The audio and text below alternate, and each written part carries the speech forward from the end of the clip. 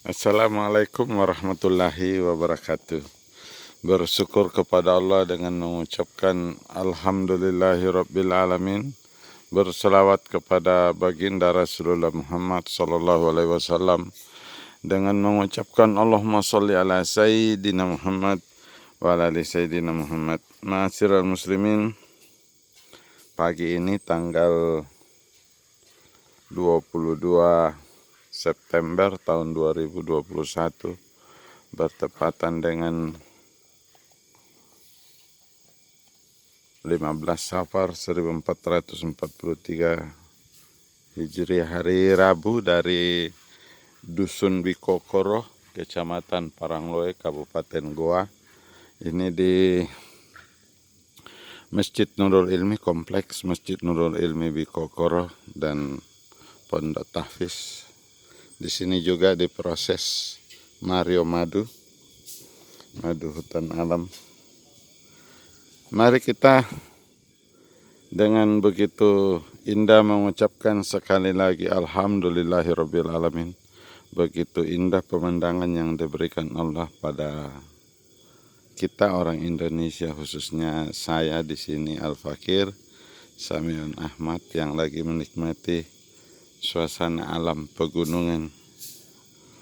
Ini pagi hari sekitar jam 8 pagi. Saya akan membagikan tazkirah dari Syekh Izzuddin bin Abdissalam. Kisah beliau diceritakan oleh Syekh Ali Yapi, pernah bercerita bahwa Syekh Izzuddin bin Abdissalam itu pernah bermimpi mengeluarkan mani pada suatu malam yang amat dingin. Setelah terbangun, ma'asyiral muslimin, ia pergi menuju ke tempat air untuk melakukan mandi janabah. Ternyata para pemirsa, airnya membeku, sehingga Syekh Izzuddin mencari cara untuk mencairkannya. Setelah air itu mencair, lalu digunakan oleh Syekh Izzuddin untuk mandi janabat. Dalam keadaan kedinginan seperti itu, ia memaksakan diri untuk mandi demi memenuhi kewajiban agamanya dan kesucian dirinya. Keadaan yang demikian ini hampir membuat dirinya tidak berumur panjang, lantaran suhunya yang amat dingin terasa mencekik pernapasannya. Begitulah orang-orang ulama-ulama dulu menjaga kesucian dirinya. Sehabis mandi janabat, ternyata ia mimpi lagi dalam keadaan seperti itu dan mengeluarkan mani lagi. Kemudian ia menuju ke tempat air lagi untuk mandi janabat lagi, namun kali ini ia tidak kuasa menahan hawa dinginnya menggigit tubuhnya sehingga ia pingsan. Jadi dia pingsan, ma'asyiral muslimin.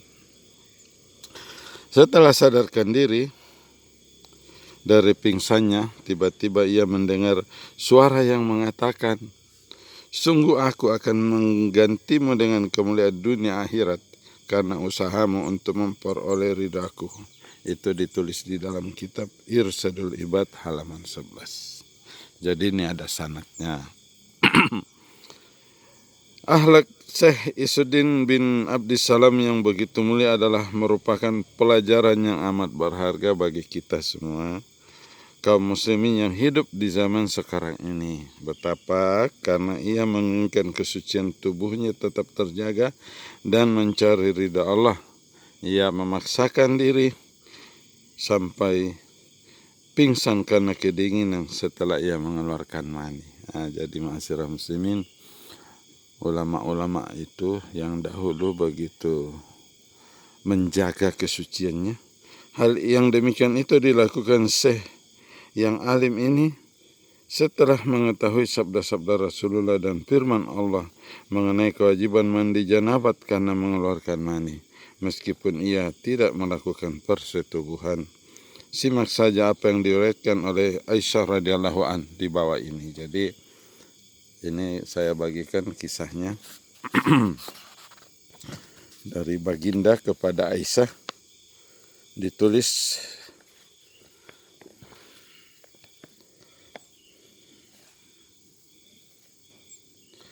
an Aisyah radhiyallahu an qalat izas taiqada ahadukum min naumihi fara'a bila'a walam yara annahu talama igtashala wa iza ra'a annahu talama walam yara lahu bila fala gusla alaih.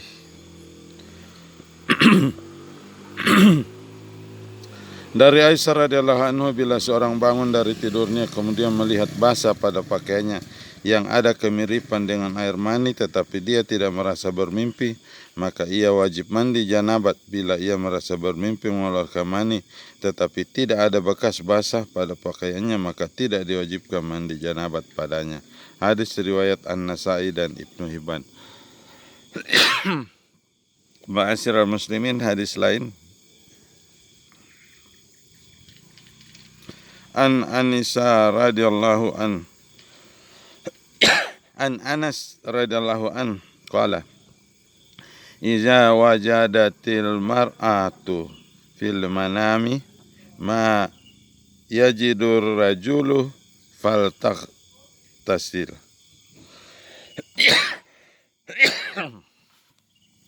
Dari sahabat Anas radhiyallahu anhu berkata, bila seorang perempuan bermimpi di waktu tidur dan menjumpai sebagaimana yang dijumpai oleh lelaki keluar mani, maka wajib mandi janabat. Riwayat lain, la tadkhulul malaikatu baita fihi suratun wala kalbu wala junubu. Malaikat tidak akan masuk ke rumah yang terdapat gambar makhluk bernyawa, anjing dan orang junub. Nah, itu jadi ya malaikat jauh. Hadis riwayat Abu Daud dan An-Nasai. Masih banyak lagi hadis tentang itu. Ma'asyiral muslimin, jadi mari kita senantiasa menjaga kesucian diri kita. Dengan begitu kita mendapat ridha Allah. Begitu pelajaran yang kita dapat dari kisah Syekh Izzuddin yang mulia. Saya Al-Fakir Samian Ahmad dari Bikokoroh. Jangan lupa nyalakan lonceng notifikasinya, subscribe dan bagikan video ini sehingga banyaklah orang senantiasa menjaga kesucian tubuhnya. Karena itu akan menurunkan ridha Allah. Kita bukanlah penghuni kampung dunia, kita hanyalah musafir di dunia. Kampung kita yang sebenarnya adalah kampung akhirat, yaitu surga. Dan kita wajib berlomba-lomba untuk mendapatkan ridha Allah. Assalamualaikum warahmatullahi wabarakatuh.